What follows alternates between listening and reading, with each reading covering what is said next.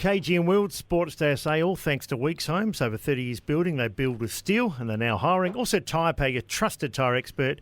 You can get 4 selected Michelin tyres, KG, with a $100 cash card. Get down to TyrePay.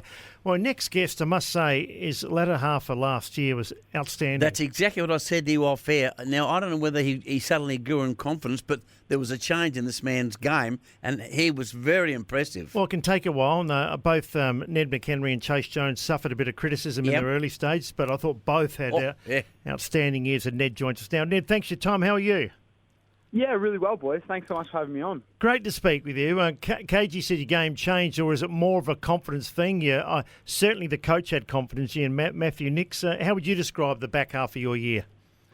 I was obviously had a little bit better form towards the back end of the year, which was nice. But it's hard to kind of pinpoint those things, isn't it? I mean, if people knew and if I knew, I suppose they kind of hone in on that and make it happen a little bit earlier. I think it was probably a mix of some different stuff and, probably a little bit more confidence at the level too. So hopefully I can kind of keep building on that and keep improving as I go. Yeah, and it can be tough, Ned, when you play a high half forward and you've got to get in there and tackle and do the tough things, and the team weren't winning games early when you debuted. Were you aware of the criticism with Chase Jones and yourself in the early days?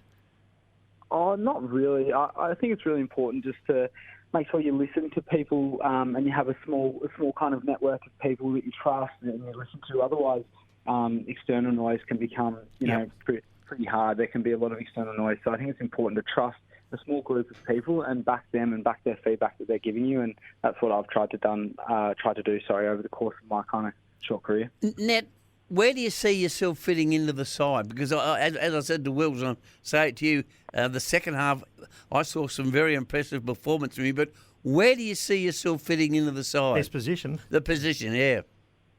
Yeah, well, hopefully long term, I'm a midfielder. I mean, I think my midfield is my primary position, and I want to be a midfielder. Yep. But obviously at the moment playing more half forward and kind of that small forward role. So yeah, it'll be interesting to see how that kind of plays out. I want to do a mix of the pre-season with both the mids and the forwards, and make sure I get a good mix of that throughout the pre-season to hopefully hold me in good stead to play multiple positions going forward. Geez, a lot of half forwards. You may as well push to the midfield. And I reckon there's about 9 that can run through that forward line. Yeah, it was good as well. We got a couple of boys in through the draft who are a similar kind of size and a similar mould, I suppose. So, it's going to be good competition for spots throughout a couple of lines, that's for sure. I tell you what, Ned, you don't die wondering. You have a crack, you have a red-hot crack. When you see the footy, you want to eat the bloody thing. I'm not sure about eat it. I might get a bit bigger and put on some more muscle if I ate it. I'm sure the guys should be happy. But, I try and just kind of build my game around intensity and play my role, I suppose. Yep. Doing what the team needs me to do is obviously really important, so that's my kind of focus. You're a tough little customer, though. You got knocked out by Scotty Lycett. Did that take a while to get yourself right? I mean, how bad was that concussion? To be honest, it wasn't terrible. I bounced back actually pretty quickly, and I was feeling pretty good a couple of days after the clash. But yeah, obviously, understanding the severity around concussion, there's a lot more conversation around it, so it was important I got those protocols right. But yeah, no, I bounced back pretty quickly and felt pretty good getting back into training when the time kind of came around. Some good things happening. Taylor Walker back on the track, and Rory Sloane will remain captain.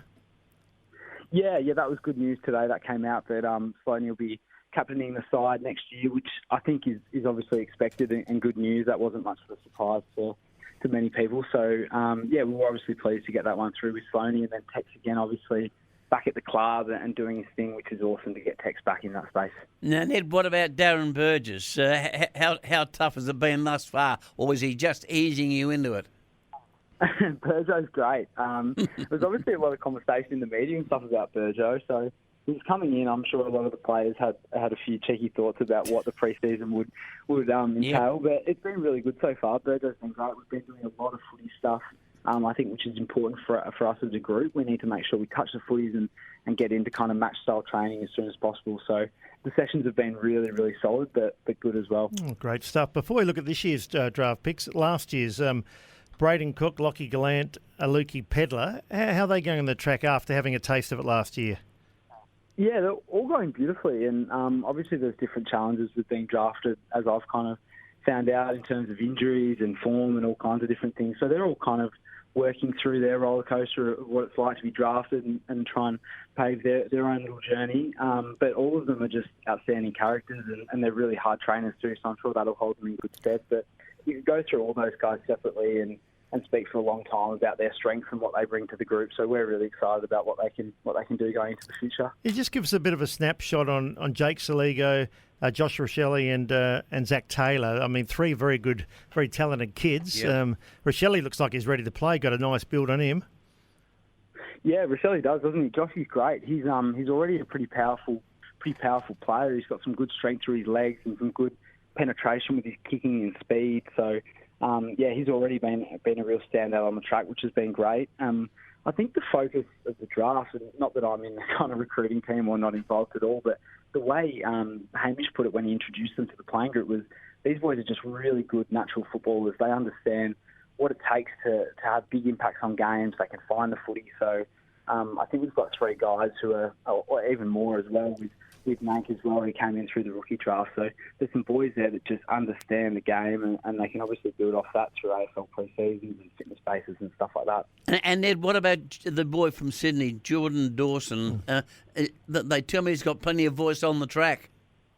Yeah, Dawson's great. He's already a bit of a leader at the footy club, to be honest, which is awesome. It's probably happened quickly. He's one of the older blokes now, with a few of the older guys moving on. So he's had to kind of come in and make sure he sets a really good standard for some of the guys, which he's done.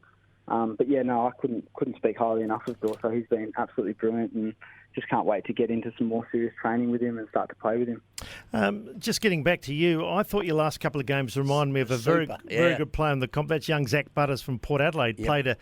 You're both similar size, you both get in there, both go hard at it.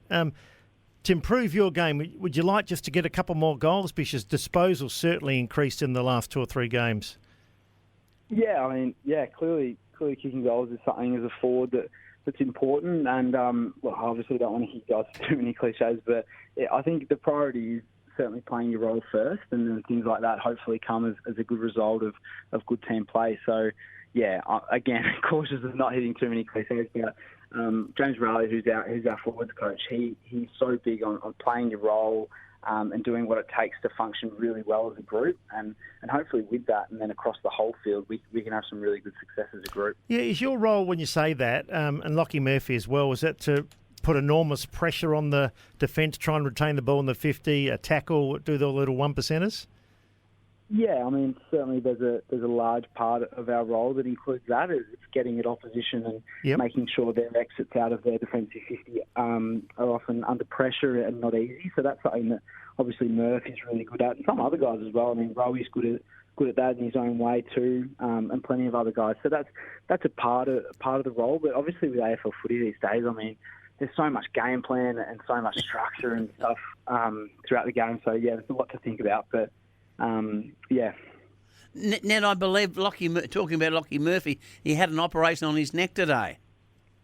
Yeah, that was disappointing news for the group. We found that out today, that Murph's got a bit of a sore neck, and I think he's been managing that for a while. So the club's going to put a bit of an action in place to help him with that. So it's a bulging disc, I think.